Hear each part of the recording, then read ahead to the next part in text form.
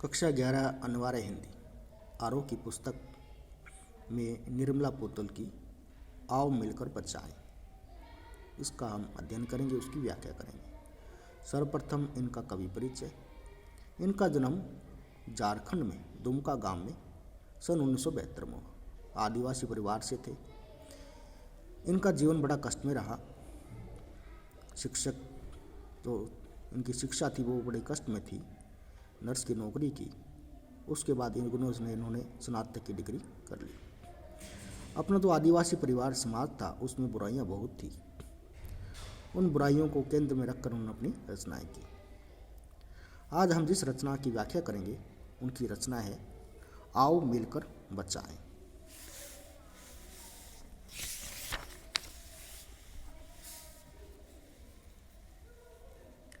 अपनी बस्तियों को नंगी होने से शहर की आबो हवा से बचाएं उसे। कवि कहता है कि हम अपनी बस्तियों को नंगी होने से और शहर की आबो हवा से बचाएं, क्योंकि इनके कारण हमारे क्षेत्र में जो परंपराएं हैं, परंपरा के रूप में जो प्रचलित मर्यादाएं हैं वो भंग हो रही हैं। बचाएं डूबने से पूरी की पूरी बस्ती को हड्डियों में, कि हमें अपनी पूरी बस्ती को डूबने से बचाना चाहिए, तो नहीं तो एक दिन ये पूरी बस्ती हड्डियों के ढेर में बदल जाएगी। कहने का मतलब यह है शहर की जो अपसंस्कृति है, इनके प्रभाव से यहाँ के जो लोग हैं वो अर्धनग्न हो रहे हैं, जिनके कारण क्या है यहाँ का जो वातावरण है वो प्रदूषित हो रहा है।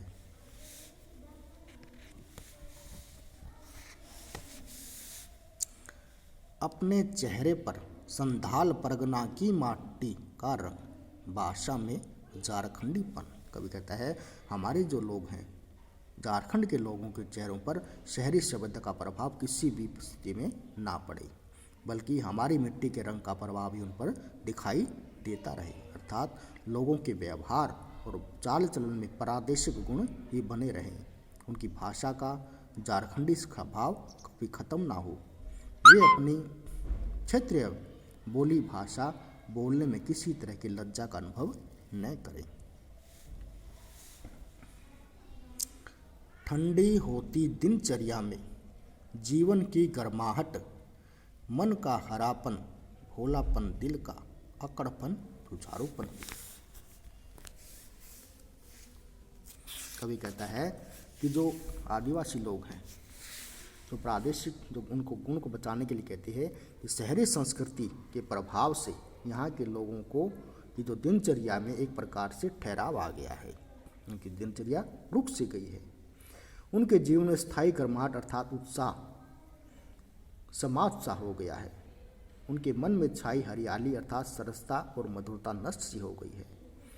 वे एक दूसरे से कटे कटे रहकर जीवन यापन करने लगे हैं। ये जो सब कमियां और कमजोरियां दृष्टिगत होने लगी हैं, वे सब मिट जाएं। उनके जीवन में उत्साह, सरसता और मधुरता का संचरण होने लगे।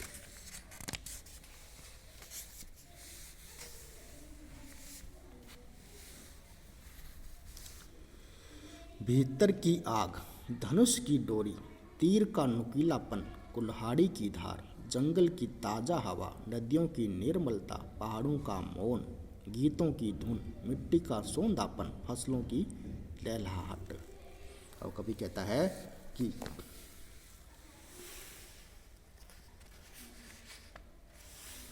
उनके दिलों में जो शहरी संस्कृति है के प्रभाव से भोलापन, अखंडता और जुझारूपन समाप्त हो गया है। वह उनके दिलो दिमाग में फिर से आ जाए ताकि वे परंपरागत संस्कारों से पूरित हो सके।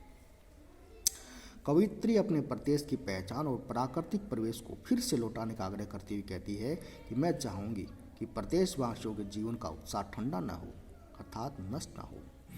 उनमें उत्साह की ऊर्जा बनी रहे, उनके धनुष की डोर और तीर का नुकीलापन पहले जैसा ही बना रहे, उनकी कुल्हाड़ी की धार भी यथावत बनी रहे। कहने का आशय है कि वे अपनी परंपरागत जीवन शैली को न छोड़े। इसके साथ यहाँ का प्राकृतिक जीवन वैसा ही बना रहे। जंगल की ताज़ा हवा, नदियों की पावनता, पहाड़ों का जो शांत वातावरण है, लोकगीतों की मधुर धुन, मिट्टी का सौंधापन, लहलहाती फसलें, ज्यों की त्यों बने रहे, अर्थात उनमें किसी भी तरह का कोई परिवर्तन न आए। अब जो सांस्कृतिक प्रदूषण हो रहा है उससे हमारा गांव बचा रहे।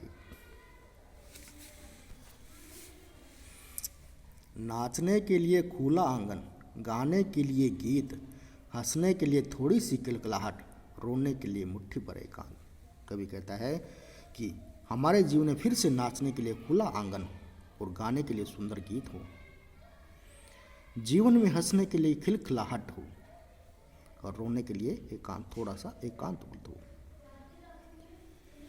बच्चों के खेलने के लिए थोड़ा सा मैदान मिले, पशुओं को चरने के लिए हरी हरी घास उपलब्ध हो, इनके साथ ही बड़ों बूढ़ों के लिए पहाड़ों का शांत वातावरण उपलब्ध हो। और इस अविश्वास भरे दौर में थोड़ा सा विश्वास, थोड़ी सी उम्मीद, थोड़े से सपने। कभी कहता है आज के अविश्वास भरे वातावरण में थोड़ा सा विश्वास, थोड़ी सी आशा और थोड़े से सपने आपस में बने रहें। इस दृष्टि से कवि कहती है कि आओ हम सब मिलकर विश्वास, आशा और सपनों को बचाएं, क्योंकि इस अविश्वास के युग में भी अभी ये भावनाएं पूरी तरह से खत्म नहीं हुई हैं।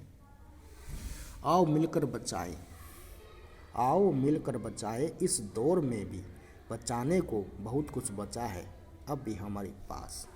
कवि कहता है, कवित्री कहती है कि ये जो भावनाएं हैं, ये जो चीज़ बची हैं, हमें इन सबको बचा कर रखना चाहिए।